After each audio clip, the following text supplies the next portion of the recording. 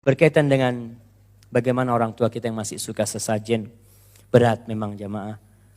Tradisi itu kata Imam Syafi'i rahimahullahu ta'ala, tarkul adati adawah. Meninggalkan tradisi itu menyulut api permusuhan. Betul. Dan Nabi kita Muhammad sallallahu alaihi wasallam kenapa dimusuhi sama penduduk Mekah? Karena meninggalkan tradisi. Orang-orang punya tradisi, tradisinya harus dirubah, bukan tradisinya dikemas sama Islam. Umpamanya, oke lah, kan udah Islam nih. Gimana kalau motong kurbannya buat patung tuh baca bismillah. Kan udah Islam. Umpamanya menyerahkan kepala kerbau itu baca Al-Fatihah. Ini mengemas tradisi dengan Islam. Nggak bisa. Kalau tradisi itu bertentangan dengan Islam harus dihilangkan. Apalagi tradisi di situ ada penghambaan kepada selain Allah. Adapun tradisi-tradisi yang memang nggak bertentangan dengan Islam, dan ini Masya Allah ada tradisi di tempat kita yang harus dilestarikan. Biasanya bagi-bagi sama tetangga. Masak ini, kirim ke tetangga, sono sini. Itu bagus, lestarikan. Tapi ada tradisi ternyata berawal dari i'tiqad yang nggak benar. Seperti ada nggak di Bandung yang namanya safaran? Nggak ada. Bulan Safar biasanya bikin bubur. Nah, tuh. Itu ternyata tradisi berasal dari jahiliyah. Sebelum datangnya Rasul sallallahu alaihi wasallam. Nabi sallallahu alaihi wasallam ketika diutus, beliau mengatakan la safar. Nggak ada lagi keyakinan-keyakinan dengan bulan Safar. Keyakinan-keyakinan buruk. Jadi ada keyakinan bulan Safar itu bulan turunnya bala. Jadi Allah menurunkan bala sekaligus itu pada bulan Safar. Sehingga kita lihat di bulan Safar ini jarang ada resepsi pernikahan. Karena kata dukunnya nggak boleh itu. Kalau kau nikah bulan Safar, hancur rumah tangga. Itu keyakinan ternyata sebelum Islam sudah ada. Ketika datang Islam dilarang. Namun ternyata ada hadis. Hadis la aslalahu yang nggak ada asalnya. Hadis ini mau cari di kitab mana nggak ketemu. Bahwasanya bala itu Allah turunkan dari langit pada Rebu terakhir bulan Safar. Maka suruh sholat, ada sholat setelah asar atau apa gitu. Untuk supaya balanya itu gak kenain kita. Orang-orang di Jawa membuat bubur Safar untuk menolak bala. Gimana terus susah? Ya gimana? Ya kita harus kasih pemahaman. Mungkin orang-orang sekarang sudah gak ada keyakinan itu. Tinggal tradisinya. Dia ketika bikin bubur itu, kenapa bikin bubur?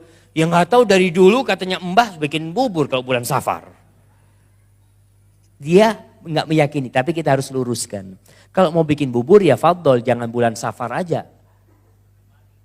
Tiap hari, bubur ayam mah itu, bukan bubur Safar. Baik, seperti itu. Jadi kalau tadi bagaimana caranya butuh pendekatan. Yang pertama, ketika orang ingin ngasih tahu orang tua itu, tolong dekatkan diri kepada dia. Karena kalau sudah orang tua ini melihat anaknya dekat, anaknya berbakti kepadanya. Ini kunci untuk ngasih tahu orang tua. Tapi kalau anak ini jauh dari orang tua. Bapaknya di Purwakarta, si anak di Bandung. Ketemu sama orang tua 3 bulan sekali, sebulan sekali. Ngasih tahu orang tua sehari, selesai. Besoknya pulang, bulan depan baru jumpa lagi. Berat orang tua, karena dia di lingkungan situ tradisi yang kuat. Al-Imam Az-Auza'i, dia tinggal di Lubnan, di Libanon sana. Kita memohon kepada Allah Jalla Jalaluhu agar membebaskan negeri Syam dari cengkeraman orang-orang yang tidak benar di sana. Di Libanon sana di Syam, datang salah satu orang dari Tastur, daerah Irak sama Iran sana. Datang kepada Imam Zawi lagi ngaji, ditanya, kau orang baru dari mana? Dari Libanon, dari mana? Dari Tastur. Kata dia, ya namanya ngobrol sama seorang alim, ditanya gimana keluargamu, gimana orang tuamu. Kata dia, bapakku masih majusi. Kata dia, apa kata Auza'i? Kau pulang. Ini baru ngaji nih, disuruh pulang. Kau pulang, kau jumpain orang tuamu. Mungkin Allah kasih hidayah dia lewat tanganmu. Pulang nih orang. Datang ke orang tua. Namanya jauh, bagaimana bisa ngasih tahu jemaah. Akhirnya pulang, dijumpain ternyata orang tuanya dalam kondisi sakit. Di atas tempat tidur. Si anak berbakti ya, ngeladenin orang tuanya, namanya orang tua sakit berusaha berbakti. Si bapak akhirnya bertanya, nah apa nih agama yang kau peluk ini?